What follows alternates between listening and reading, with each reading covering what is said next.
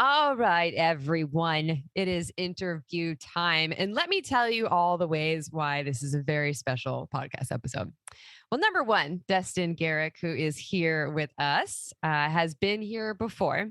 And the episode that he was on before, oh my gosh, I didn't write down the name. Destin, do we know the name or number? I don't know. Oh my God, just go to our website or even on iTunes or wherever you listen. If you look up Destin, Destin, separate word, Gerek, Gerek. I think I got that right.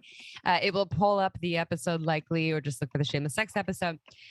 This episode was about sexual mastery for penis owners. Number 208. 208. All right. Great. Sexual self-mastery. Sexual self-mastery. Perfect. So this episode was up there as one of our top episodes. It did really well. And Destin has a magical way and a very realistic way of speaking to penis owning folks or male identified folks, as well as their lovers, about how to be not just like a master lover. We're not talking about hacks here, like take the little blue pill. And I'm not anti little blue pill, but not just the quick fix. We're talking about how to do the work to really be your best self as a lover, as a partner, and for your own sexual self. And our listeners ate it right up. It has energetic sex and some little woo with the right amount of just realistic, academic, real life information. And this is going to have a little bit of a different focus on how to become the best lover that she's had. So we're speaking to penis owning or male identified folks who are into or in relationships with female identified or vulva owning folks, and also to those people who want to be in a partnership with them. And here's the other thing. Here's the other reason why this is a really special podcast. We already recorded it once. And here's the thing. We're in Santa Cruz, California, where it's really hard to meet with people in person. Destin was in Indonesia at the time. So I'm amazed we even got what we got out of that quality. Wow, 2022 is a magical year for technology. And the interweb gods were not necessarily on our side, and we didn't get all of the recording. So now we are doing it again. And when I say we, it's just Destin and I. April was on the last one. She is slammed in just busyness world, and she sends her love. But this will still be wonderful because Destin's amazing and April is here in spirit. So without further ado, please stay tuned for this really wonderful episode. And I'm pretty sure you will not be disappointed. Destin, even though you have been on our show, can you please tell the story about how you got to where you are today in the world or field of sexuality, both in your personal life and in your professional life? Sure. First of all, thank you for having me again. I've been on this path for over 25 years now. And I am 43, so really, you could say that what really catalyzed me onto this path was my high school sweetheart being raped on her 15th birthday just before we met. I ended up being the first person that she told, and while quite obviously this had a major impact on her, it also had its own massive impact on me. We ended up being together for about 3 years, and through that time, the impact of the rape was ever present. From an emotional level, there was always, just as deep as we got, there was just always something there between, in the way between us. And then on a physical level, I have so many memories still of sitting on the bathroom tile while she was gripping my hand in pain, screaming from nonstop bladder infections and UTIs. At some point in a state of exasperation, I just made a declaration to God, the universe, to myself, that I was going to do everything I could with my life to create a world where things like that didn't happen. That ended up being a very windy path because something else happened in that time that because of that experience amongst others, I ended up internalizing this message that other men and masculinity and men's sexuality, most of all, was not to be trusted. And so with that, as a boy on the cusp of manhood, I disconnected from these parts of myself. And over the next decade, that became increasingly a problem. Finally, in my late 20s, I realized something has got to change. Something is messed up. I don't quite understand what it is, but I got the sense that my masculinity and my sexuality and the connection between the two was a core part of it. And in 2007, speaking of how long ago this was now, 15 years ago, I declared that that year was going to be the year that I actively explored my masculinity, my sense of myself as a man, my sexuality, and really tried to get clear as to what does healthy masculinity, healthy masculine sexuality look like? Because when I looked around, I saw lots of examples of what not to do and what not to be, but I had a really hard time finding role models to look up to, especially in these areas. And so finally, I decided, well, if I can't find the role model that I'm looking for, then what would it be like for me to become the role model that I wish that I had? Mhm. And really, this is my challenge, my invitation, my inspiration to every person listening to this is, what would it be for you to become the role model that you are looking for? Mm. I'll say particularly that there's much of that hasn't changed in these 15 years. We still have a dearth of healthy male role models, especially when it comes to male masculine sexuality. And so, as a listener of the show, clearly your sexuality is something that is a priority for you. And so, what would it be for you to become that role model? Mm. Such a big question because I think a lot of people are like, I have no idea. I think even think for the folks that had really great role models for, well, I'll speak to this masculine in general. Even within that, if we take that aside and we look at the popular imagery, ideas, concepts that we see in mainstream media, pornography, all these places, you could have the best upbringing ever with, a wonderful masculine figure or peers or family members, and yet you watch TV or you watch porn twice and it shows you something very different. I mean, most of the time, not always, but most of the time. And we are sponges and we absorb those pieces. There's just no way around it.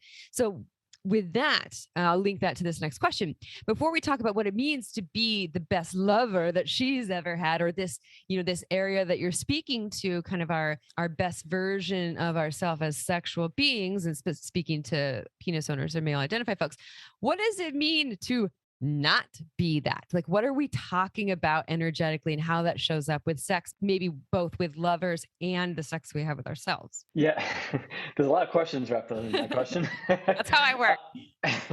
So there's being the worst lover she's ever had, and then there's just more of that's kind of mediocre or average lover. And if you listen to this show, you don't really want either one of those.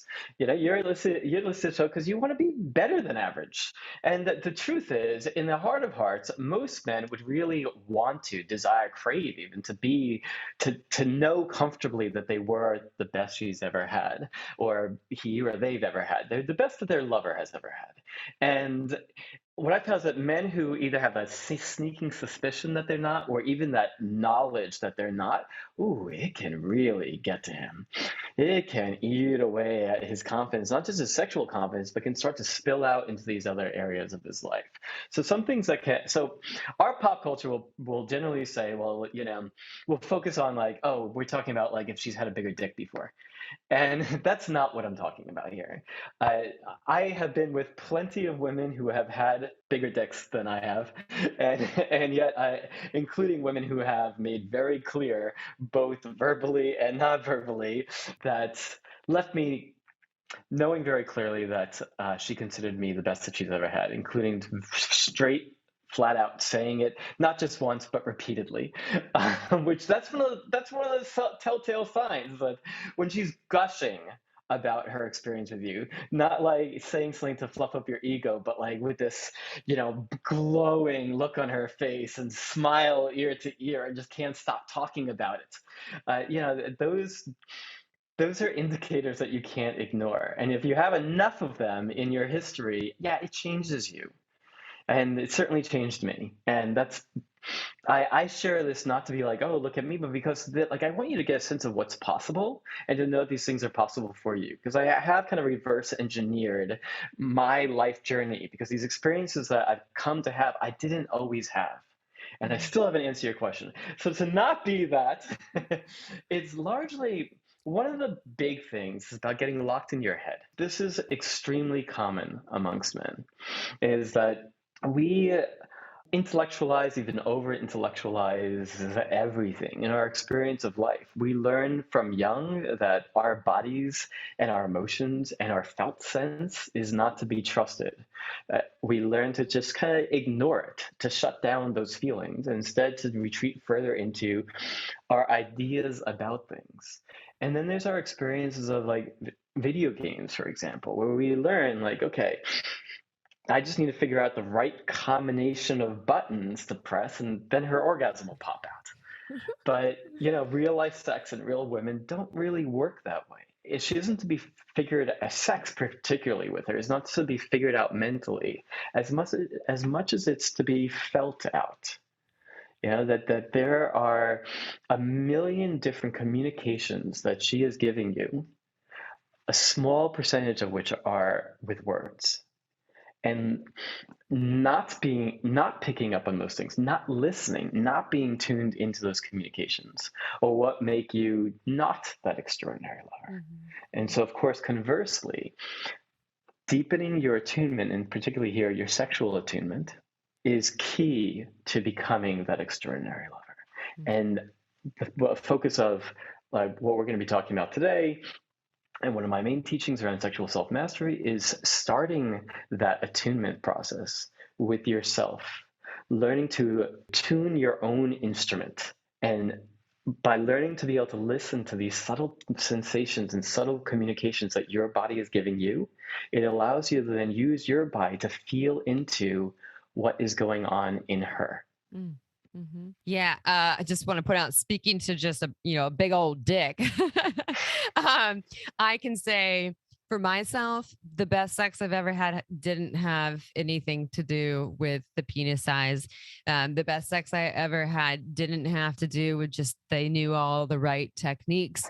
And some of the worst sex that I have had, I will say, was from people, either selfish lovers who didn't really necessarily care about my pleasure and, my body, my needs, people who didn't take time to show that they really wanted to take time to, at a slower pace with me as a vulva-owning receiving orifice that takes longer, generally speaking, than other penis owning folks to get blood flow. I'm also an energetic being where safety and presence are really important, feeling really respected, based on me and based on my history with sex and the masculine. And so, yeah, I totally identify with that. And as I say that, I do have some friends that a big dick is fabulous. They're like, I have one friend who listens to some podcasts, talking to you, one friend, not judging you, but she's really big on, she has this theory that hands, there's like the idea of like foot size resembles dick size. And she has this theory that it's hands, but I'm like, girl, I've slept with some small hand folks that had some bigger cocks. I don't know what you're talking about, but anyway, so she looks at hands and everyone. She's also looking for wedding rings or tans or a lack thereof of a tan for a wedding band to see if they're like single or not. But she's like really into hands, and a larger cock is important to her. And she is just a sexual being who doesn't need a ton of warm up, who has multiple orgasms very easily. And she, to me, is kind of an anomaly in a lot of ways, where I don't know a lot of other vulva owners who are that way. And she, like, for her, she has never had bad sex. She's in her 40s. She's never had bad sex. And because she knows how, and I will say in the words of Samaya Burton, who has been in our podcast, Samaya Burton, she uses these words, she knows how to get her nut.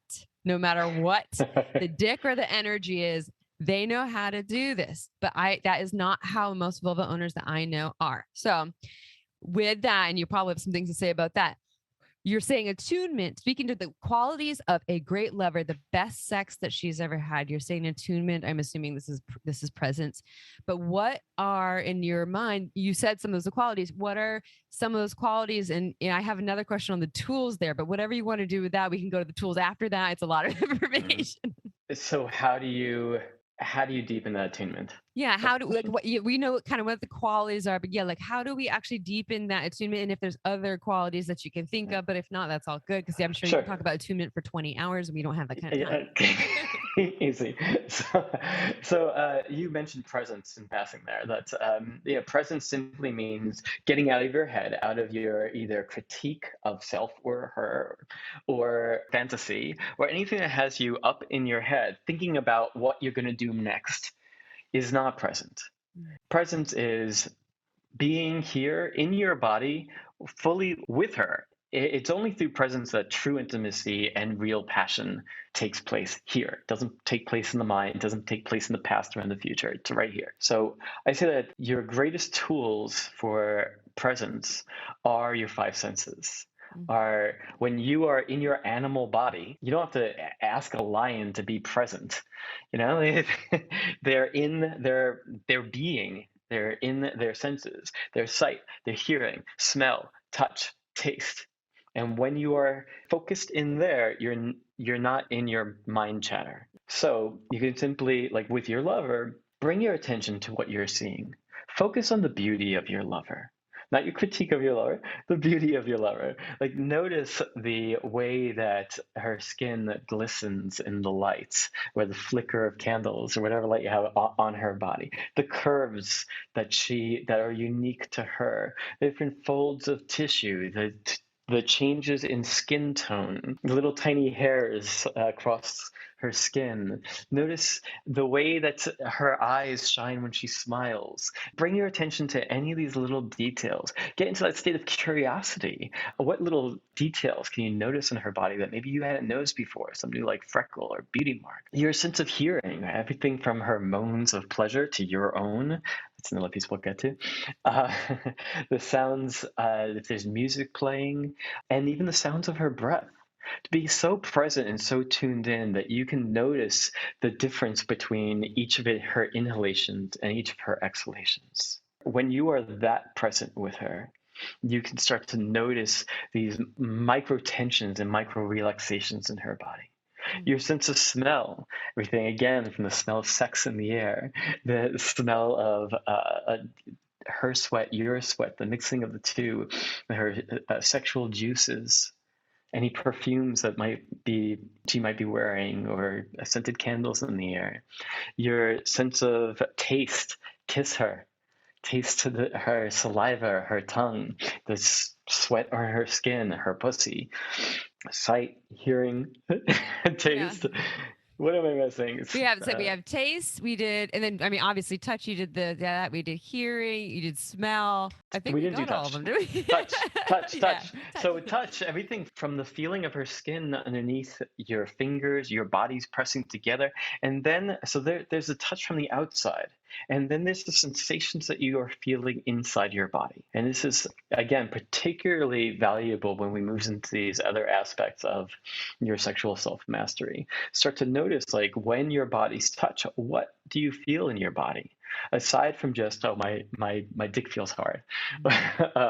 So you can notice that there are other things happening, that when you feel like a caress on your body, you can start to tune into feelings of like this little chain reaction of the nerves in your body getting lit up, and start to notice those things. You may notice that when you get touched in a particular way, your breathing changes.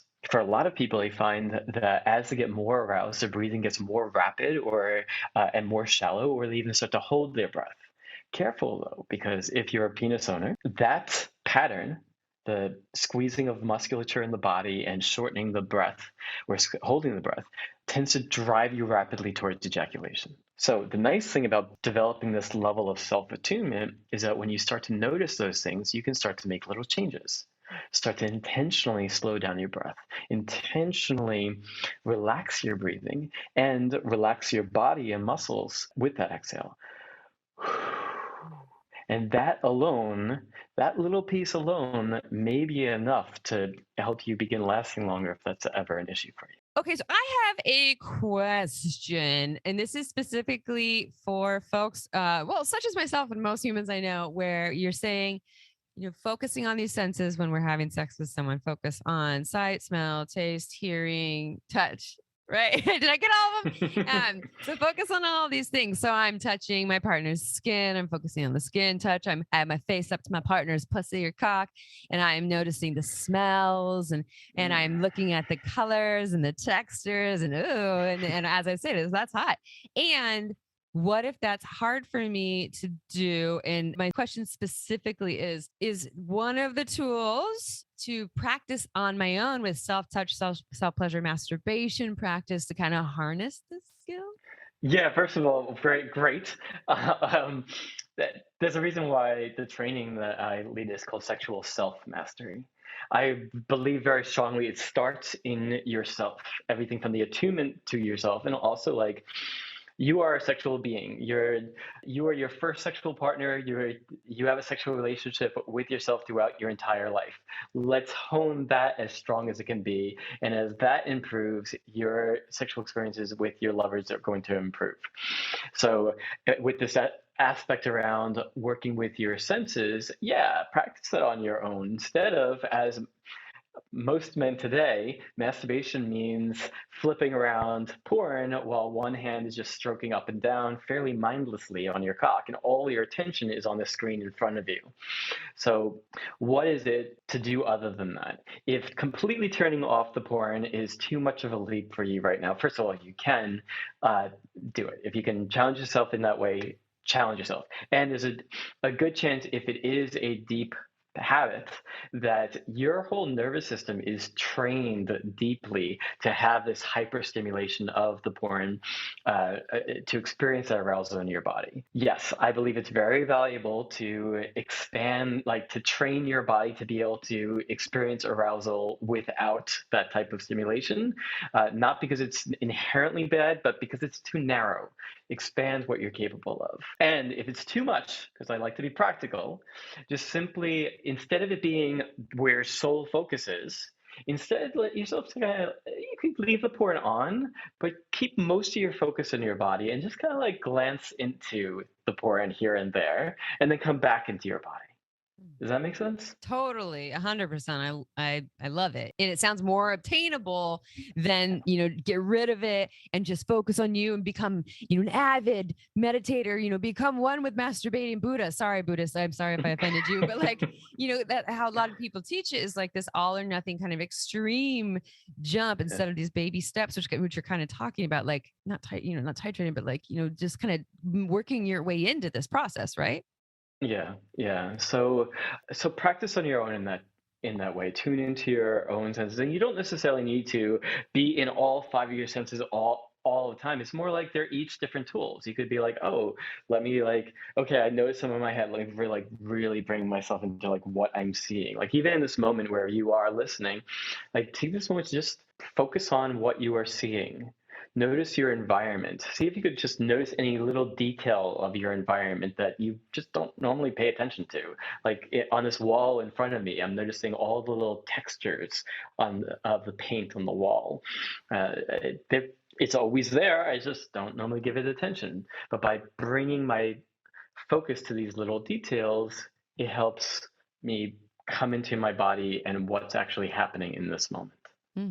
I just imagine as you were saying that, focusing on the wall and all the textures, that not you were doing it with my pussy, but like, well, maybe you were doing it, having a partner. Yeah.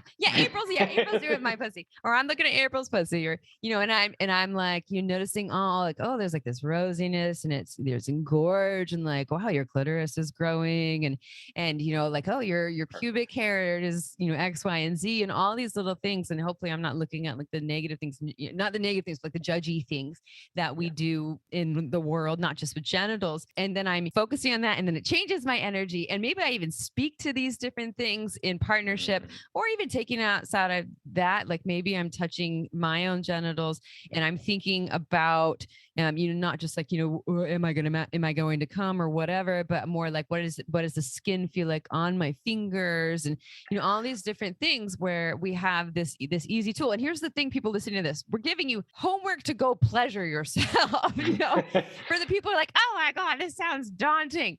We were saying like pleasure is available there. Yeah, like there might be challenges and things because your system isn't familiar with it, but like What a wonderful life work, homework, sexy work project and what a wonderful gift to give yourself that could translate into partnership, to go and practice pleasure. Like, how Mhm. awesome is that? It's the homework I give all the times. Yeah. And even particularly with this tool around working with your senses, you can explore this outside of just your self pleasure or partner pleasure, just in life. Like I said, in this moment, any moment during the day, you could decide, like, hey, let me explore.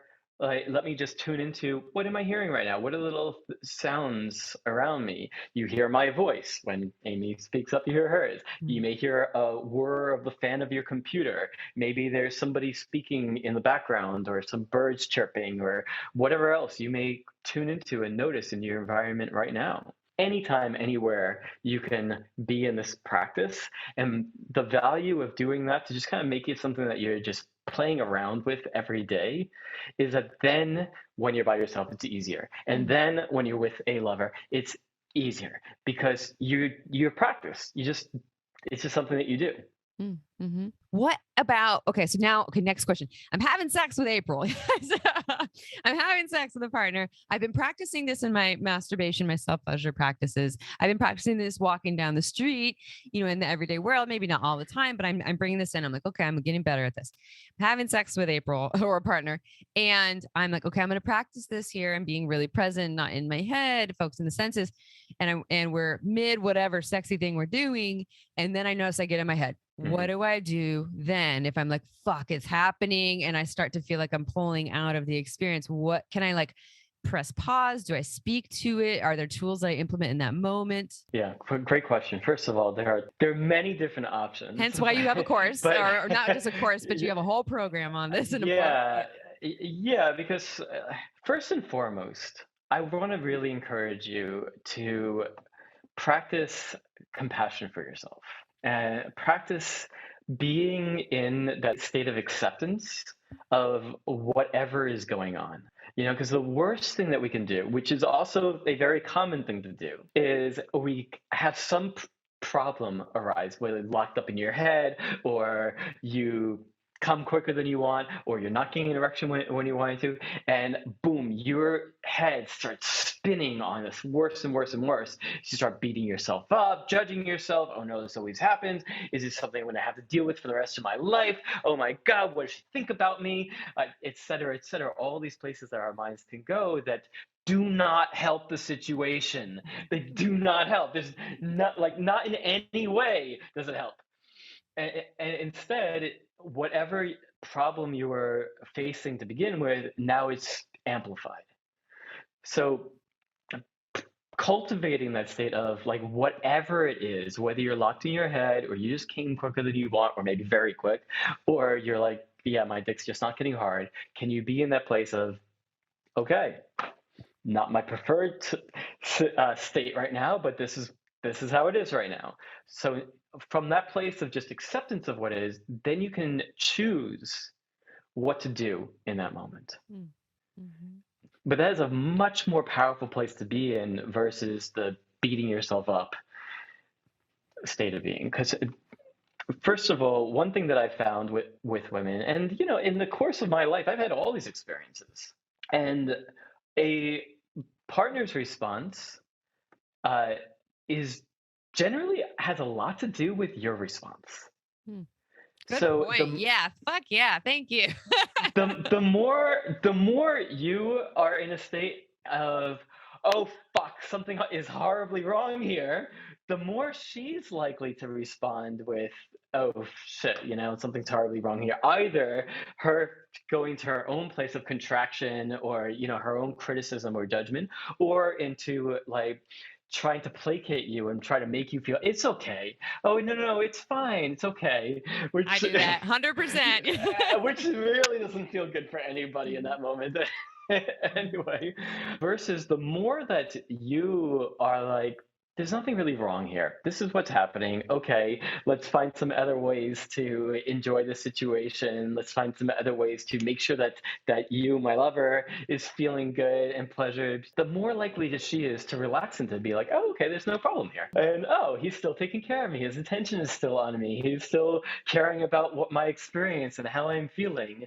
And the more she's able to just kind of surrender into that and possibly even to have an incredible sexual experience still. Mm-hmm.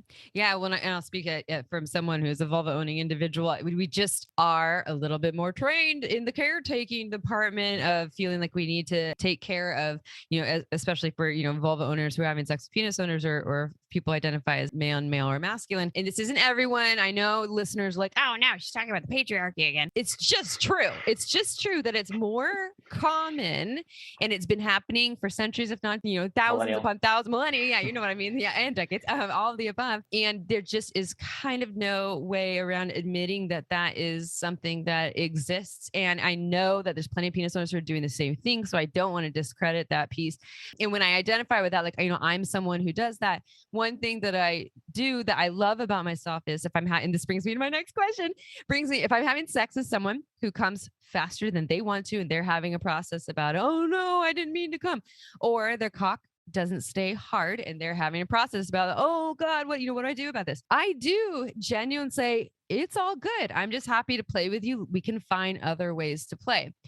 That feels right to me because I know you have a mouth, you have fingers, you have a whole body, and I have those things too. And actually, I would prefer to go down those routes because then we can get really creative. But if you're having a big process and you're over there and you're like, oh my God, it's my stamina, my performance, these things, and it's now the sex is ruined and you're shutting down. And I still say it's all good. We can find these other ways to play, but then you fully shut down. You're having a shame spiral or a self-pity thing or, whatever your process is.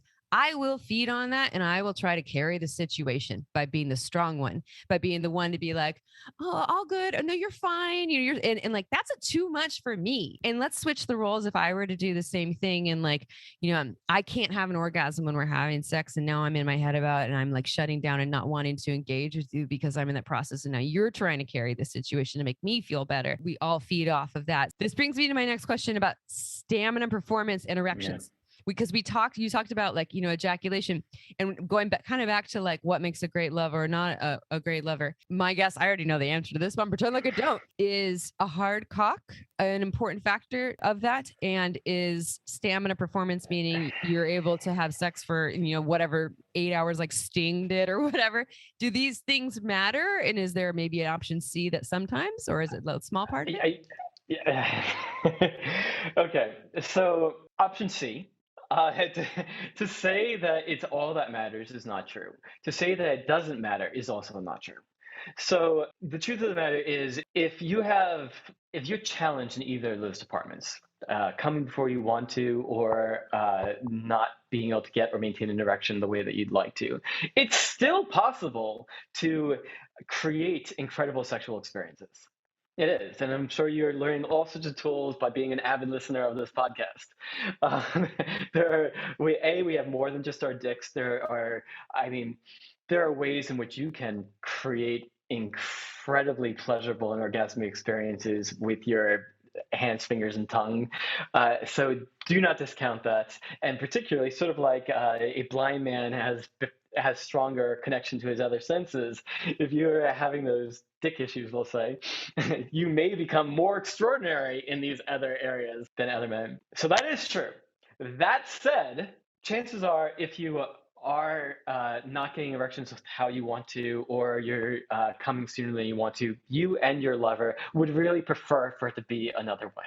You'd prefer to be able to have that kind of control over, master, or whatever connection to your cock and to your sexuality that deep in your heart is possible. And I want to say that I believe it is possible, and that it's possible beyond what much of our Western medical literature tends to speak to. There are some things that are pure medical issues There are. There are elements there that are outside of my area of expertise. However, I have found that that's actually a relatively small percentage of men who are actually struggling with these issues. The much larger set of men, there's a psychological, emotional, energetic component going on here. And that is my area. And what I mean here is that you can learn to tune into your body, your nervous system, your sexual energy in ways that our larger society doesn't generally understand, let alone teach itself. And that by doing so, these two areas of whether erections or ejaculation are actually much more closely linked than we generally think of it. Because we often see them as opposite problems. You're coming too soon or you're not getting hard. But I have men on both of those sides and everywhere in between that come into my world every day. There's a certain disconnect from the body, your own pleasure, your sexual neurology, your sexuality, that it is the common denominator across both. And by learning to start to notice what's going on in your body, there quite often we can change the neural pathways that are firing up or not firing up in our bodies in response to sexual stimulation and sexual environments. And by starting to change those neural pathways and change the cascade of nerves that light up in your body, we can change our experience. Instead of it cascading towards an ejaculation sooner than we want to, you can learn, oh, look, if I make these little alterations, I don't just rush towards ejaculation. I can slow down that whole process. I can move, from an energetic perspective, move that sexual energy through the body, or if you want to think of it more from a Western physiological realm, it basically lights up your entire body of neural pathways versus just focused in the groin. And that shift of what lights up and how it lights up your nervous system is a big part of allowing you to be able to be more choice around when you ejaculate, rather than just your neurology in your pelvis getting like a circuit board getting overloaded and driving you towards a rapid ejaculation. Instead, it just sends that nervous impulse up your spine and out through your whole body, which is arguably much more pleasurable and allows you to keep going. So to move this over towards women can be incredibly spacious. It can be incredibly spacious. And the things that they've put up with men over the years. For real. and at the same time, if I love a period is with a penis owning individual who she doesn't know when he's going to come, but her history with him is he's going to come sooner than she'd really like him to, then she learns that she has to chase her orgasm. She's got to reach towards it. How quickly can she get it? She's got to try to get it before he blows, and who knows when that's going to be. And the truth is, for a lot of women, they've had that experience so many times since they started having sex with men that they've just kind of built a pattern of chasing after their orgasm. But the truth is, there is a deeper level of pleasure and orgasmic possibility available to her when she can let that go. When she can let go of the reaching for her orgasm and can instead surrender into the pleasure of the moment. It's a very different type of orgasmic experience that that ends up being available to her. And so this is one of the reasons why I think it's very valuable for a man to gain what I refer to as sexual self-mastery. Not just for himself, which, yes, you can experience full choice over your ejaculation, full body orgasms, even non-ejaculatory orgasms, and male multiple orgasms. Which we talked about in the last episode. We talked about, if you like, episode 208, we talked about multiple orgasms and how, like, having more profound sexual experiences with yourself and others. So if you want to know more about that, go listen to that episode. But yeah, sorry, continue with that. Yeah, I mean, there's so much available to us as men that we don't even have a context for in our larger society at present. But just as not too long ago, 20 years ago, women didn't ejaculate. There's no such thing as female ejaculation. Not because there was no such thing as female ejaculation, but because we didn't have a context for it. And so with that, there were still women who would have the experience. It was often written off. They were just told that they were peeing. It was otherwise minimized. So many women just felt shame and shut it down. But now we have an understanding that this is a thing. And with it being known as a thing, more and more women are having that experience. Not everyone, and not everyone has to, but it's available. And so, likewise, I try to be a voice towards this happening and expanding the possibilities for men's sexuality. Like it, as we come to a cultural context of there being a separation between ejaculation, the fluid coming out, and orgasm, the flood of pleasure through the body, and it being understood that these are separate things and we can learn to separate them. I believe more and more and more men will start to have those experiences because it's a known variable. It's a known thing that we can do, and men will find their way. Mm-hmm.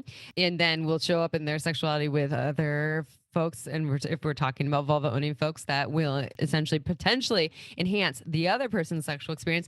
Also, just say the other person has to do their own work. We know this. And the other thing I wanted to just add real quick that we don't have time to dive into, but just delayed ejaculation is another thing where I know we're speaking to coming sooner than you want, but we're speaking to ejaculatory control.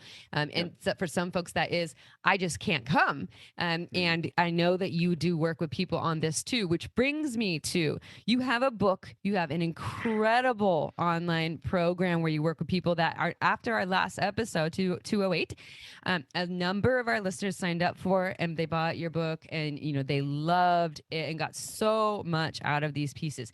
So can you just share a little bit about this mastery course program, I'll call it, because it's not just like you take it, one day. There's a lot more to it. It's a deep, deep, deep dive. In your book, can you share more about what people can expect from these things? How do they sign up? How do they buy the book?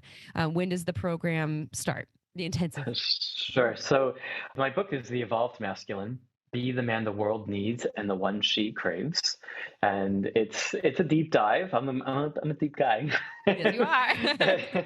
And so it takes you through this journey of really looking in and both getting clear as to how much capacity we really have to create our lives and who we are in it.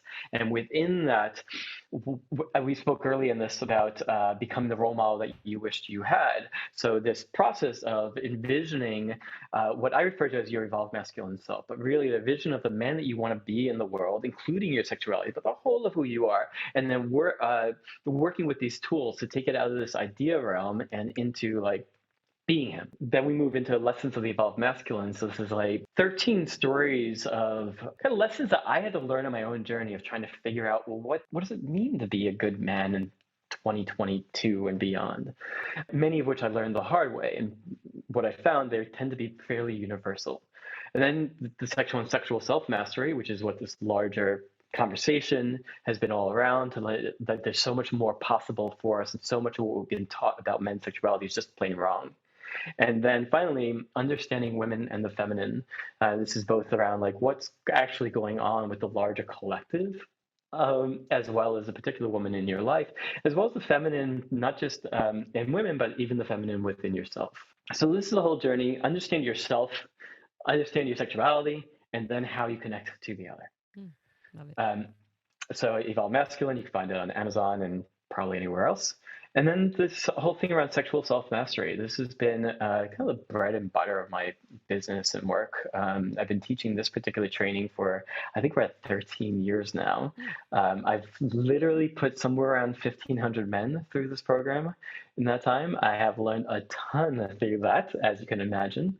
It's the benefit of working with somebody who has worked with so many people, is whatever weird thing that is just so uniquely your problem, chances are I've seen it before, at least some version of it. So as alone as you may feel, you're not. And there really is something very valuable, both in working with an expert who actually really knows this stuff deeply, as well as connecting in with a community of other men who are on the same path as you, who have decided that now is the time to really take charge of this part of their lives and, not just get out of pain, but even move into a place of extraordinariness. So for what I found with a lot of men is a lot of men today are very isolated. I mean, it's why we have such high rates of suicide, why we have high rates of opiate addiction and alcohol and uh, porn and video game addiction. Like we have so many things to deal with the fact that we're isolated, amplified more so in COVID times. Plus, I think a lot of men today have their own wounds around masculinity and their connections with other men, that actually diving into a brotherhood, really, of men who have a foundational commitment to unconditional mutual support, that we're here for each other no matter what. There none of that, like, ribbing or like poking fun at each other, but rather a place where you can actually be real about what's going on in the world of your sexuality. Men have a tendency to either go into over the top bragging, exaggerations, etc., or into humor as their default when it comes to talking about sex. But actually, the raw, vulnerable, like, hey, I'm having this challenge, is something that a lot of men don't really have a place to go to, especially speaking to another man who might be like, oh, dude, really, you too? So I've just found so many men who have said that even that was the most valuable part of this whole program for them, how it helped kind of rewire uh, their notions of how they can relate to other men. Yeah, I think yes, yes, please to all of that and more of that, and and there's versions, just so you all listening, there's versions of this, for vulva owning or female identifying folks too. But we're just speaking to this angle, this direction, this demographic here. So if people want to sign up, you said how they can buy the book. If they want to sign up for the program, and everyone, the links are in the show notes on how to do this, how to find Destin's work, how to sign up. How do they sign up? I think you do like some sort of intro Yeah, thing. of course, especially for you. Yeah. We have a special link for shameless sex listeners of evolvedmasculine.com/shameless, just for you. And I've created a hour and a half, I think hour and a half, like masterclass around this, where we really do a deep dive into this whole process, something that you could like walk away and apply it to your sex life at night. And then if from there you're like, this really resonates, everything from the podcast episode to this webinar was very powerful. I know there's something here for me. Then we have even more to offer you, particularly what we call a sexuality breakthrough session, where you can get onto a complimentary call and session with one of my trained coaches to take you through a deep process. So from right here, I have to hit all the men, I have to hit as many of the men as possible. But in this, we get to be like, what's going on with you? What's going on with you? And help you get really clear on what it is that you most deeply want in this area of your life, and understand like why you don't have it already, what's been in the way, and what would it take for you to really clear where you are now to where you want to be. And generally by the end of that, it's clear whether we're fit to do this deep dive together or not. But even if not, you're going to walk away from that session with something very valuable. Look at all this free stuff you're giving away this time right now. I do my best. Yeah. Reminder, everyone, podcasts are free. If you're paying money to listen to this, I don't know what app you're on, but and then you're talking about, the hour and a half masterclass. That what does anyone have to listen to that? You're talking about you're giving away a free time for a session to kind of really tailor it to them. And then there's this training if people really want to dive in. So everyone go check it out. Go check out the link in the show notes. Go check out Destin's book, The Evolved Masculine, or is it Evolved Masculine? Evolved, the or Evolved Masculine. And we really appreciate you. I'm speaking for April, who is not here, Destin Gerek, and we are super excited to have you back on the show because we will try to do that hopefully every 6 months, because you're such a phenomenal speaker and you're doing really, really important work. So thank you so much for being here with us and dealing with the internet gods that have not been on our side, but they are now. Thank you so much. I always really enjoy being on your show, and hope next time it'll be with both you and April again. Yeah. You two are fantastic hosts. You've clearly know your stuff really, really well as you just know how to keep this very entertaining and fun for listeners. So. Well, we do, we're good at what we do. It's the same, different sides of the same coin. It comes from our own challenges and wounding and pieces that we have worked on or we are working on. And so it just just makes it, so that we can show up in this raw way. And I'm sure I know that your story is similar. So anyways, so yeah, really appreciate this. So to all of our listeners, April's usually, I'm the opener and she's the closer, but she's not here. So what she would say is, if you have not rated us yet on iTunes or whatever app you're listening to us on, please go and rate us, because it helps. We love 5 stars. If you don't have time, just do 5 stars, a little emoji face with a smile or something. But it really helps us and help people all over the world, including places where they don't have access to sex positive sex education, find us, because that's the cool thing about podcasts. And we love our listeners. Thank you so much. And our speakers and all the in-betweens. And I love you, April, even though you're not here. You're amazing. And let's see. That's it. I'll leave it at that. Love you so much. And ciao